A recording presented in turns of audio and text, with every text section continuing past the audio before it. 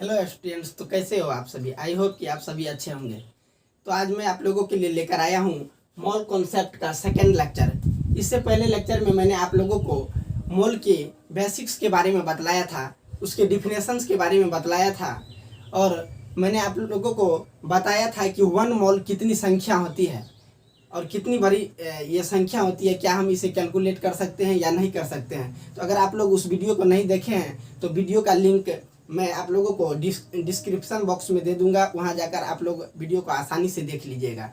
तो चलिए हम लोग सेकेंड लेक्चर की शुरुआत करते हैं। तो आज के लेक्चर में हम लोग जानेंगे कि मोल जो है वो किन किन बातों को रिप्रेजेंट करता है, या हम कह सकते हैं कि मोल की सहायता से हम लोग किन किन चीज़ों को कैलकुलेट कर सकते हैं। तो देखिए, सबसे पहले मोल को हम लोग सूचित किससे करते हैं, डिनोट किससे करते हैं, स्मॉल एन से करते हैं। किससे? स्मॉल एन से करते हैं। तो मोल का संबंध या मोल की सहायता से हम किन किन बातों को कैलकुलेट कर सकते हैं। तो देखिए, मोल का पहला संबंध होता है मास के साथ। किसके साथ? मास के साथ। तो n is equal to mole is equal to कर सकते हैं हम लोग W/m, जहाँ W क्या होता है? द्रव्यमान होता है। क्या होता है? मास होता है। किसमें? इन ग्राम।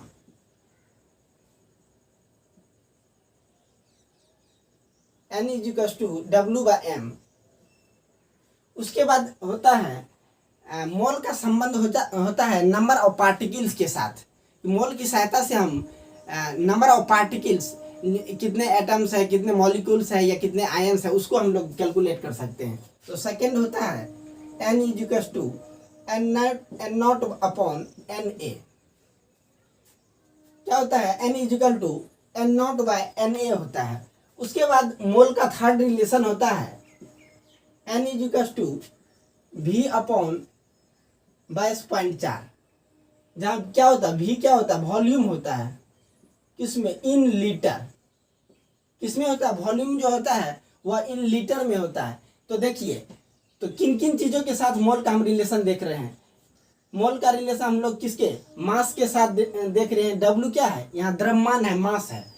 उसके बाद मोल का रिलेशन किसके साथ देख रहे हैं? N नॉट क्या होता है? नंबर ऑफ पार्टिकल्स होता है, कणों की संख्या होता है। उसके बाद हम लोग मोल का रिलेशन किसके साथ देख रहे हैं? वॉल्यूम के साथ, आयतन के साथ देख रहे हैं। तो अब हम लोग इसमें जानते हैं कि क्या है। तो W क्या है? W है यहाँ द्रव्यमान। किसमें? ग्राम में। किसमें? ग्राम में। और M क्या है? M है molar mass. Molar mass. M क्या है? मोलर मास है। उसके बाद N इज इक्वल टू क्या है? N naught upon Na। तो N नॉट क्या है? यहाँ N नॉट है, N नॉट है कणों की संख्या। क्या है? कणों की संख्या। और Na क्या है? Na आप लोग को बताया था मैंने इससे पहले वीडियो में। Na क्या है? एवोगाड्रो नंबर है, और इसका वैल्यू कितना होता है? 6.022 इंटू 10⁻23। Na का वैल्यू कितना होता है? 6.022 इंटू 10⁻23 होता है। अगर हम लोग यहाँ V की बात करें तो V क्या है? आयतन है। किसका? गैस का आयतन STP पर गैस का आयतन किसमें? लीटर में। किसमें? लीटर में। लीटर में।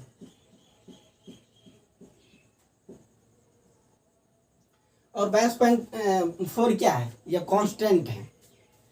तो हम लोग देख रहे हैं कि मोल की सहायता से हम लोग क्या क्या क्या कैलकुलेट कर सकते हैं। मास कैलकुलेट कर सकते हैं, द्रव्यमान निकाल सकते हैं। उसके बाद हम लोग मोल की सहायता से नंबर ऑफ पार्टिकल्स, कणों की संख्या कैलकुलेट कर सकते हैं। उसके बाद हम लोग N की सहायता से क्या कैलकुलेट कर सकते हैं? वॉल्यूम कैलकुलेट कर सकते हैं, गैस का आयतन कैलकुलेट कर सकते हैं। तो देखिए, अब हम लोग इस तीनों रिलेशन को एक साथ लेते हैं। तो हम लोग देखें पहला कि क्या देखें? N is equal to W/m। Second हम लोग क्या देखे हैं? N is equal to N naught by Na। Third हम लोग देखे हैं N is equal to V/22.4। तो देखिए, N इक्वल टू क्या है? W upon M। उसके बाद N इक्वल टू क्या है? N naught by Na। उसके बाद N इक्वल टू क्या है? V upon 22.4। तो देखिए, इसका क्या है, LHS सेम है, तो हम लोग कह सकते हैं जब LHS सेम होता है तो RHS भी क्या हो जाएगा, सेम हो जाएगा। तो इससे हम लोग क्या रिलेशन निकाल सकते हैं कि W by M equal to क्या कर सकते हैं हम लोग, N0 बाय Na लिख सकते हैं। उसके बाद हम लोग लिख सकते हैं W by M equal to V by 22.4। उसके बाद हम लोग क्या लिख सकते हैं, N0 by Na equal to N0 by Na equal to 22 V upon 22.4। तो देखिए कितना फॉर्मूला हुआ, 1 2 3 4 5 और 6। तो इस 6 फॉर्मूले को आपको बहुत अच्छे तरीके से याद रखना है और इसकी सहायता से आप यकीन मानिए कि दुनिया का मोल कॉन्सेप्ट का कोई भी न्यूमेरिकल्स होगा, आप इस फॉर्मूले से उसको फोड़ सकते हैं और बहुत आसानी से, बहुत कुछ ही सेकेंडों के अंदर आपको उस न्यूमेरिकल्स को बहुत आसानी से सॉल्व कर सकते हैं। सिर्फ आपको इन 6 फॉर्मूला पता होना चाहिए। यह फॉर्मूला बहुत ही महत्वपूर्ण है। तो आई होप कि आप लोग को ये चीज़ें समझ आई होंगी और आप लोग बहुत आसानी से इन चीज़ों को समझ पाए होंगे।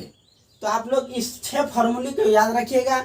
अगले वीडियो में मैं आप लोगों को NCERT प्लस JEE और नीट का जो भी प्रीवियस ईयर में क्वेश्चन आया होगा मोल कॉन्सेप्ट से संबंधित, हम आप लोगों को सॉल्व कराने की कोशिश करेंगे। तो तब तक के लिए मिलते हैं अगले वीडियो में। जय हिंद, वंदे मातरम। पर जाते जाते मैं आप लोगों से एक रिक्वेस्ट करना चाहता हूं कि अगर आप लोगों को मेरी वीडियो पसंद आती है तो वीडियो के कमेंट बॉक्स में आप लोग कमेंट करके ज़रूर बताएंगे और चैनल को सब्सक्राइब कर लेंगे, ताकि इसी तरह की हेल्पफुल वीडियो आप लोगों तक पहुंच सके और आप लोग उसका लाभ उठा सके। जय हिंद।